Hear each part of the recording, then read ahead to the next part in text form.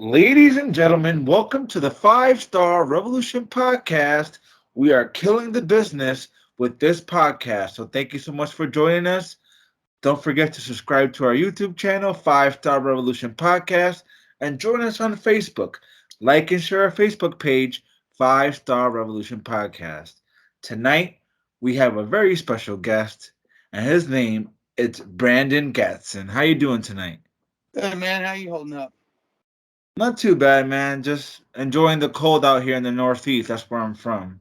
Oh yeah, Yeah. we're cold, but it ain't like that. Yeah, You we get mind cold like sharing once a where you're week from? lately. Mind sharing where you're from? Out in Chino, California, out in the Inland Empire. Okay, okay. So we're in a different time zone then. Yeah, 3 hours. All right. So let's get down to business. Do it. So, were you a fan of wrestling growing up? And if so, who are your favorites?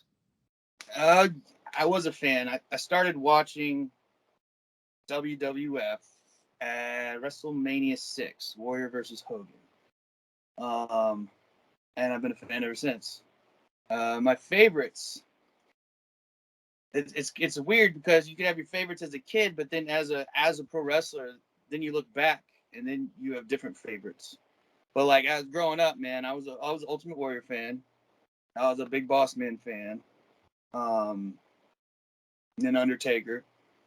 But looking back on it, one of my huge favorites is Kurt Hennig. He's That my guy, favorite too. that guy is a Favorite workhorse. guy. I love watching his work. Even back with Bockwinkel, the hour long match to even just WWF Mr. Perfect. It was great, man. I think he deserved a lot more than he got, but still memorable, sure.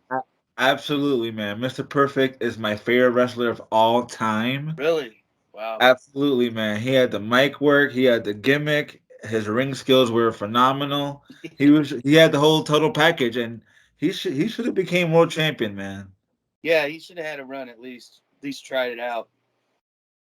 But politics, Absolutely. So you were a fan growing up as a little kid, liked Ultimate Warrior, Hulk Hogan, all these guys. Yeah. When was the time that it popped in your head, hey, I want to do this. I want to become a pro wrestler? It's funny because it never did, right? So growing up, I danced, acting, gymnastics, and moved out to California so I could pursue the dancing and acting, right? Because I grew up in Arizona and came out here. And in high school, we were doing this is the Attitude Era now. Um, we were doing a skit on stage at one of the shows our high school put on. In between each number, there's little skits done. So we did I was Stone Cold and my buddy was The Rock. We did a little wrestling skit.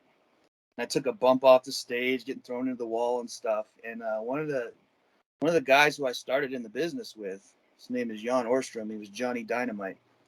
He came up to me after the show, and he had just started wrestling school. Like I didn't even know it was still like underground. It wasn't so mainstream like it is now. And I didn't even know it was like a thing. Like I didn't know you could. I don't know. You just never heard about wrestling schools and stuff. And man, I had to convince my parents because I was only 15, and I went to my first session, dude, and that was it. It was like you're in the ring bumping, getting hit, and I'm just smile ear to ear the whole time, like no selling, nothing, just taking a punch and because it was just like, oh my god, I didn't know this was something like I could do. And then with my past, with the dancing, with the gymnastics, all that stuff, it's like everything tied in together. Like things I learned from all those different things kind of meshed into wrestling, especially gymnastics and the footwork and the hand-eye coordination and balance and all that. And so yeah, so like I never wanted to be until I stepped in a ring. I was like, oh, this is great. So you started wrestling school at a young age, 15? Yeah. Wow. So you've been in the business for quite a while now. Yeah, I started training in '98. I had my first match in '99. Holy crap. Yeah, I I'm feel still so. rolling. It's I was 9 years old at the time, so. oh yeah, yeah, I'm still rolling, man. It catches up to you. Like, it's weird how when you're young like that, and you're bumping around. Like we class was Tuesday night, Wednesday night till midnight or till 11. Then get home till midnight. And got to get up for school in the morning, and it's at that young of age, recovery is real quick. Your body's like done, ready to go. Let's go. But now, man, it sometimes it takes a couple days to kind of catch up. But yeah, man, still rolling. It's pretty cool. 20 we're at 22, 23 years, man. I mean, I, So, I had a little break, like a year break here and there. I think maybe a total of 2 or 3 years total, but still stayed like involved. I just had stopped wrestling, I got injured, and had to focus on a couple other things when I had my kid. And but always back to it, man. It's my creative outlet.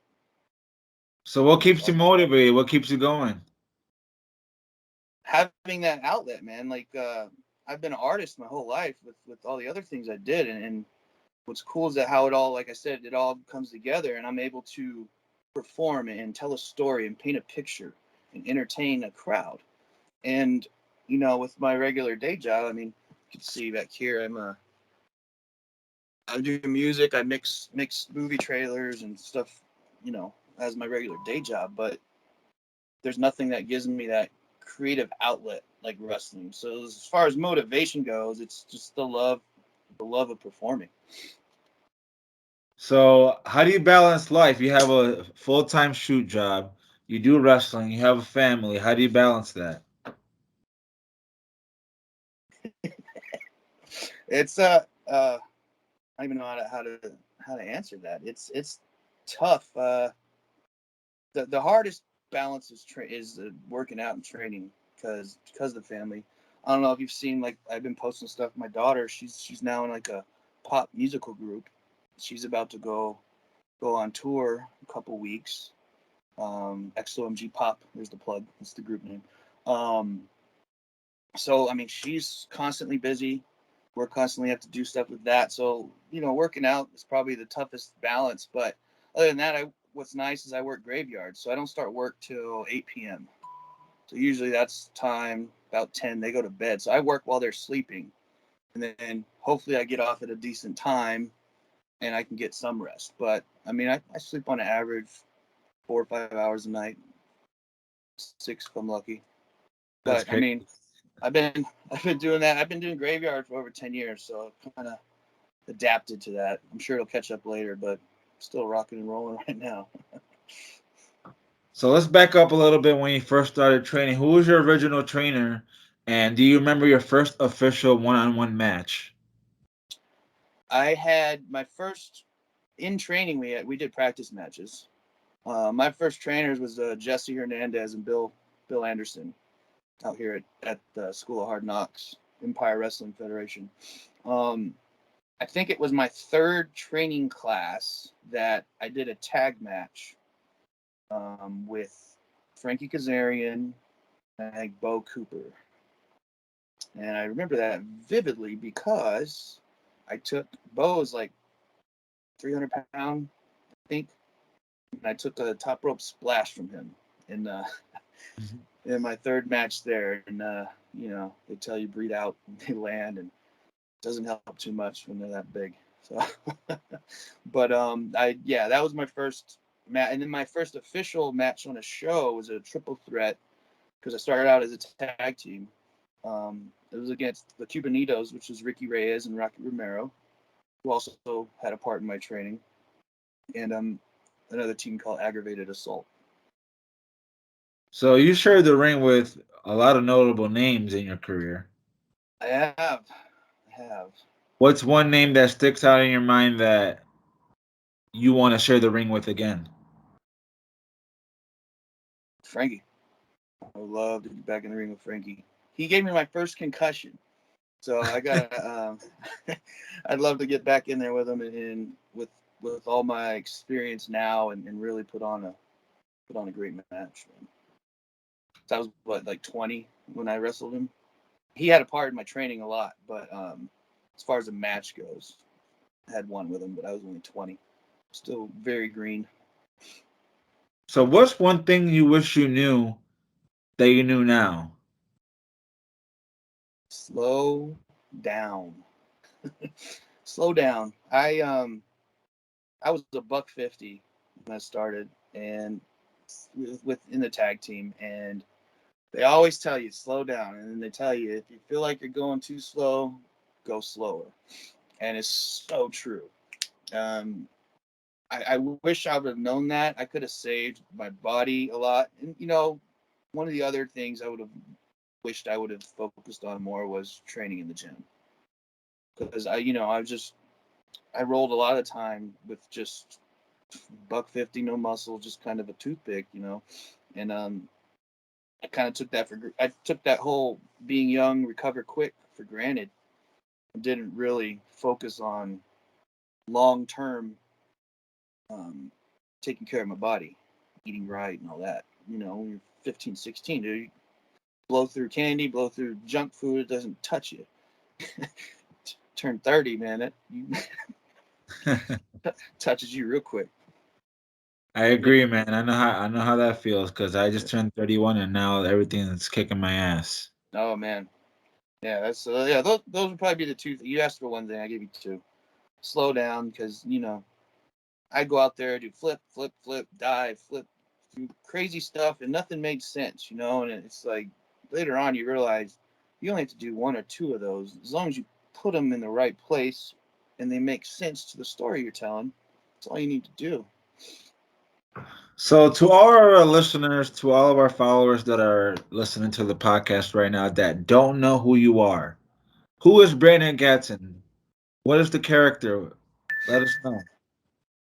Brandon Gatson is wow. I have to back up a little bit. I have to give a little background. When I started wrestling, I had just got done releasing a pop album in Chile, South America. I released an album. Um, I came from Star Search. I came from acting and like all this stuff. And originally, when I got into wrestling, it was my escape. It was like, I don't want to be that person. I'm gonna be someone else, right? And as it progressed, it people started finding out about my past. And they're like, why don't you do that as a gimmick? Why don't I go out and dance? Because I mean, I'm a pretty good dancer, and sing and all that. Why don't you sing to the ring? And I was just like, that. I want to escape that. I want to get away from that. Not realizing now it would have been gold. But Brandon Gatson is no nonsense.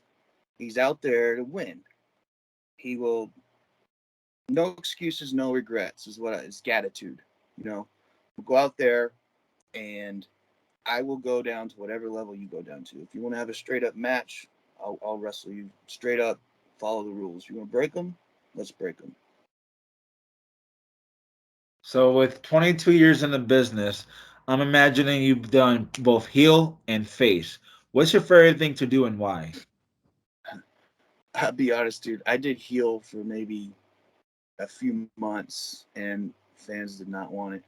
That's the most I've been heel, dude. I've done a heel every now and then for like a match or two. As far as my character on a longevity or consecutive base, I haven't been. I've only been face, but when I do work heel, I love it.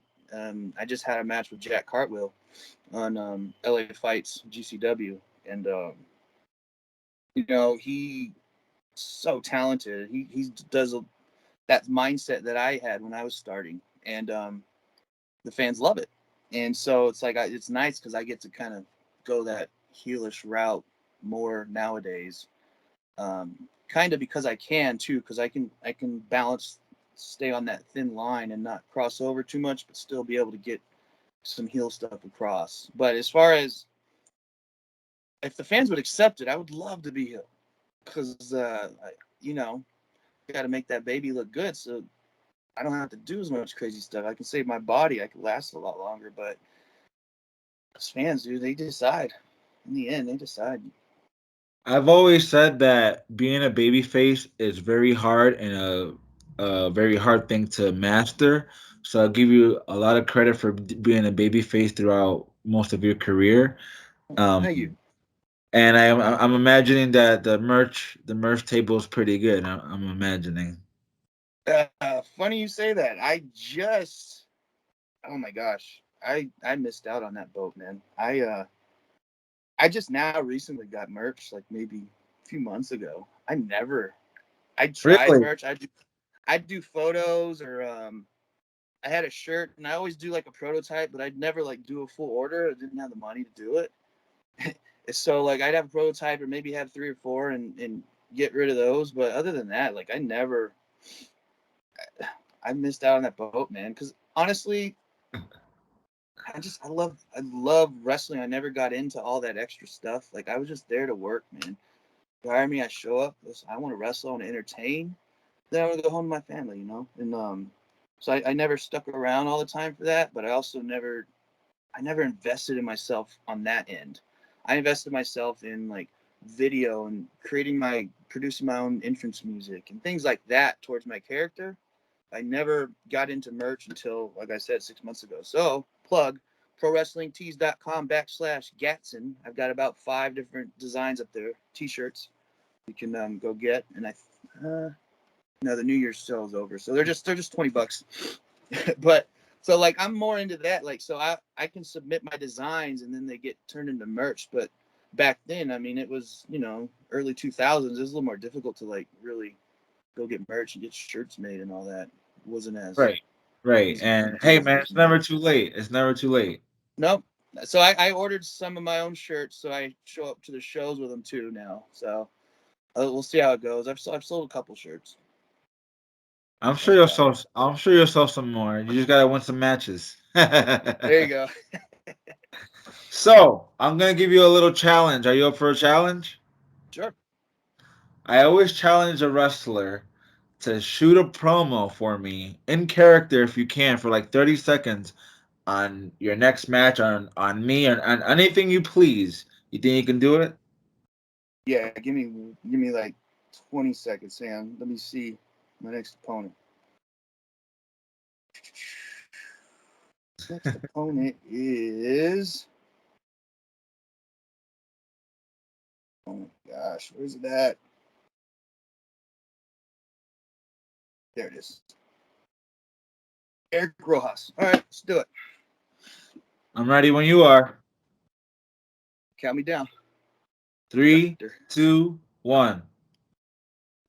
Time and time again, Gatson shows up, San Bernardino, Empire Wrestling Federation. Time and time again, I show up and prove why I'm main event quality. Main event quality. I show up. So Eric Rojas, when you show up Saturday, come prepared. Come for Gatson. Come for main event quality. It doesn't matter where we are on the card. It's you and me, mano y mano. Eric Rojas, Gatson is showing up. Gratitude. No excuses, no regrets. I like that, man. That was really good. Not bad at all. So, I want to talk about where you said that when you first started wrestling, you were 150 pounds toothpick, and now where I look at your pictures, you're all buff and stuff like that, man. So let's talk about your workout regimen. What do you do in the gym? How do you stay fit? Um, well, I got a little smart about it during COVID, and I put a spot out in my garage. But I do. If you go on my Instagram at GetHouse316, um, I do a lot of different workouts, different things that utilize muscles that I'll end up utilizing in the ring. Like I'll do a lot of like barrel roll, get up, lift the tire, flip the tire, throw the tire over my head, like things that utilize multiple muscles at the same time to simulate what I'll be going through in the ring, kind of, minus the full bump. Because, you hit that, you can be in shape all you want. Every sport has its own stamina, has its own shape. You can run up and down a basketball court for an hour, but standing in the ring and wrestling a match for 10 minutes, you'll be gassed out after 4. It's all different. So a lot of my workouts include supersets where I'm going main muscle group, secondary muscle group, and then a lot of it is just like what I said, like I'll do a backward roll, roll up with my hands on my head, roll all the way to a standing up position. So it's like full core workout to a squat to standing up. Sometimes I'll have someone hit me in the stomach with a big bag. Just take the hit, roll back down, boom, or I'll roll down, roll up, jump up, pull up, down, burpee. Just a lot of cardio hit type of training, and it helps out a lot. And when I started doing that stuff, because I hadn't done that until we got back into the gym after the pandemic, and it was a tremendous difference in the ring. Before the pandemic, I was gassed by the end of the match. Into like 15-20 minute match, I was blown. And once I came back after pandemic, because also I my first main injury, I separated my shoulder. First coming back from the pandemic, and it was like second match, and I separate the shoulder. So then I was down for another month, and then I got really serious about it. And those matches after that, I would come back out of the curtain and just breathing a little heavy, but not like gassed. And I was like, oh, it's training. And so like a lot of those things I do are on my Instagram. And even like picking the tire up and throwing it over your head, dude, it's all your back, all your core, shoulders. And it's nice to be able to. A lot of the times I'm on a time restraint too in the gym, so I got to get the most out of my time. And that's what I try. I try and figure out different workouts. I'll watch videos, different tutorials on other people's workouts, take things from everybody's, and kind of make my own. So it sounds like those workouts are beneficial for you in and inside of the ring. Yes, very much so. So, what would you say is your style of wrestling in the ring? I kind of adapt, to be honest. Lately, I've been more of an aggressive power guy, but a lot of the times I get booked. They want to see the Sasuke special. They want to see me backflip over the top rope and kind of fly. A lot of times I get put with high flyers, which is nice because it's style I used to be able to work a lot. Now I'm able to work with it and make it make sense, and me do a couple things every now and then. Let the other guy do a lot, like whatever they need to do. But so I can adapt. I can roll with kind of whatever submission. That would probably be my weaker one, submission wrestling. But other than that, I kind of just go with what it is. I don't have a set style. If you were to pick one from like my history of wrestling, they would call me a high flyer. But at 210, 215, it don't work that easily no more. I'm sure you can still go in the high flying wrestling. You can, but it's like one of those like take a week to recover type of matches. So, with 22 years, here's a good question for you. With 22 Yeah, years in business, I want to know, how do you deal with backstage politics? I don't at all. Like I don't at all. Here's the thing. There's and I watch it a lot. I'm one of those observers. When I go in the locker room, I don't talk much. I watch, I observe. I see how it runs. I see who's in charge, who's the leader. You know what I mean? I just observe. And like my home Empire Wrestling Federation where I started, I still like that's my match on Saturday. I still show up for them when they need me. And everyone respects me there. I mean, I've been there 22 years. But I still keep my mouth shut. I'll say something every now and then if something needs to be said. But I just watch. And as far as politics go, wherever I go, I don't play politics. It's I'll say something if something doesn't make sense. I'll say something. But in the end, I'm like, you hired me. Whatever you need me to do, I'll go out there and do. Like, it's not about wins and losses. A lot of people they'll play their politics based on wins and losses. And the beautiful thing about what I've found is that you can still be relevant and memorable if you lose a match. It's a matter of how you do it. There's plenty of different ways, and usually you can tell with the fans what you need to do for that to happen. Sometimes like one time in Vegas, we had a match. It was like it was a 6-man. It was a ladder match to get a briefcase off the top of the ladder, and I was like, the guy that was winning, I like had really good chemistry with him in there. So like at the end, everyone's leaving, he's celebrating. I tell the ref, tell him to smack me over the head with the briefcase, right? Just out of nowhere, because I could hear the fans. I know that we could do something together. So he hits me, and then now we had a program. You know what I mean? But it was memorable, and I didn't have to win for that to happen. So I don't get involved in that stuff. I can't, because you know why? It takes the love and fun out of it for me. And if I'm not having fun, I'm not gonna be there. Like I'm not trying to like damage my body anymore if I'm not enjoying it. I mean, at least enjoy damaging myself, So I don't get involved, and I'm very, very hard and critical on myself too. Sometimes if I go out there and don't perform what was asked of me or what I expected of myself, I won't even take pay. Sometimes I'll just say, give it to the ring crew, give them my pay, whatever. If I don't perform, that's how much I love this business, and that's how much I don't care about politics or money in that respect. Sometimes you drive far, you still want your gas money, right? But in the end, local stuff. If I'm not producing what I'm expected or what I expect of myself, and ring crew, here's my pay. It's just I politics. I can't stand them. So It takes all the time out. with that being said, do you still pay your dues? Do you still set up the ring, set up the chairs, do the job as they say?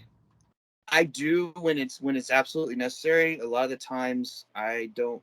A lot of times it's done before I get there, or most of the time that's possible is at my home at Empire Wrestling Federation out here, and I let a lot of the students do that. I did all that. I'm not above it. I was champion and still setting up chairs, especially when you look over and you see the promoter. You see the promoter setting up chairs, and you guys got goofballs over there having conversations and goofing off, and you're like watching this 70-year-old promoter set up chairs. I mean, man, get out of here. You set up chairs. You do whatever you do. You do whatever you need to do. I do a lot of since I'm in audio and stuff. A lot of the times I will help set up the speakers, get the EQ right, get it all sounding good for whatever location we're in. Because you need to set it up differently each time. So I mean, yeah, I'll still help out, and I'll always help out when asked. I'm not above any of that. I like that answer, man. That's a good mindset. So, two more questions before I let you go, Mr. Gatson. You got it. First to last question. With 22 years in the business, I'm assuming you have at least one funny road story that you can tell us. Yep. So, go for it. All right. Andy Brown. So we had to drive up to Reno, and bringing some green guys. It was me and Sasha Drevko. We're kind of the older guys, and then we had three green guys. One was Andy Brown, another one was Ricky, and then one other person. We're all friends. We all come from Empire Wrestling Federation, and I didn't let them sleep for almost 3 days. I kept them. We driving up, and I was in the back. I'd be next to them. I keep them awake. So we drive all the way up to Reno, get to a house. Everyone Sasha goes to sleep. I don't go to sleep, and I don't let the three green guys go to sleep. Stay up all night. Go to the venue. Stay up all day. Wrestle that night. Drive home. Keep them up the whole time and drive home until we got home. And it was like Andy Brown would have to tell you, man, he hated me for so long after that. And it was just there was no other reason other than just I got to do something. We got a long road trip. Like I trained myself when my wife was pregnant to stay up one day a week, one whole night a week, so I would be able to help out with the kid. And so I could kind of roll like that. I mean, I was definitely seeing different things on the road at that time, but I wasn't driving. But yeah, man, I wish I had Andy right here to tell you. He was so mad at me. But I mean, you can imagine you got to drive up there and wrestle, and then sit in the car. And we're in a Prius, so you have three big, decent-sized wrestlers, shoulder to shoulder in the back seat. And I made sure I sat in the back seat because then I could push the front seat and hit that guy to keep him awake, and then keep these two awake by nudging them. But yeah, that was one of my funny stories. Oh, I remember that. They hated me so bad. Basically, you were ribbing them by Oh yeah, stay big awake. big time. And I mean that's the unwritten rule when you're driving your passenger. Granted, we had 5 of us, but I was also teaching them you don't fall asleep on your driver. If it's just you and the driver, your job in the passenger seat is keep the driver awake, talk to him, whatever. Normally the guys in the back seat there can go to sleep, and then you kind of rotate. But they're all new as the first road trip, so I just like, no, everybody stay awake. We'll keep the driver awake. And then you learn that. I mean, that's just my dad taught me that. That wasn't even wrestling that taught me, but that's also an unwritten rule in wrestling too. Driving town to town, you want to make it there alive, right? You better stay awake, keep your driver awake. Damn right. So, last question for you, Mr. Gatson. Yeah. When it's all said and done, when you're done actively wrestling in the ring, how do you want to contribute back to wrestling? What do you want to do? I would love to be a producer or an agent um, with any of the leagues. I love being creative, having ideas, and pitching them, and then I'd love watching them come to fruition when they're met up with other people, listening to my idea and then giving their idea. That's why I don't like planning a whole match. I'm like, hey, I like this. What do you think? Add to it. Be creative. And then like it's just the same theory as why watching a live band is better than listening to a produced song is like you have all these different artists with their own creative ideas jamming together, creating one sound is going to be different each band. And so it's like I love being part of that process. I love being one artist in the band to create this show. Um, yeah, I'd love to produce or scout or I don't know, run a promotion maybe. I don't know. I think producer will fit you the most because of your background with what you do as a shoot job. So I think Yeah, producer, yeah, I think producer will fit you the most for sure. yeah, that sounds the most intriguing to me. So where can our listeners find you on social media, my friend? All right, I'm at Facebook, Gat House, Instagram, Gat House 316. Funny story, the 316 isn't necessarily for Austin. It's actually my wedding date. Um, and then Twitter is Gat House. So everything's Gat House. Even my Gat House Studios, Gat House Productions. It's like kind of the thing. It's either Gat House or I used to be Gat Man. But everything's Gat House. And then ProWrestlingTees.com/Gatson, my last name. Those are my shirts. Yeah, man. If anyone has questions, shoot me a message, man. I love talking wrestling. Love talking the business. I'll come on again tomorrow if you want. Talk again. I love Well, talking wrestling. there you go, folks. Go follow my friend Brandon Gatson on all the social media platforms that he just mentioned. Go follow us on Facebook, Five Star Revolution Podcast. Subscribe to our YouTube channel right now because we're killing the business with Brandon Gatson. We wish you the best in your career, my friend. Thank you, man. Love being on here. Good luck on season 2. Thank you, man. I appreciate it. Have a good night, my friend. All right, buddy. Peace.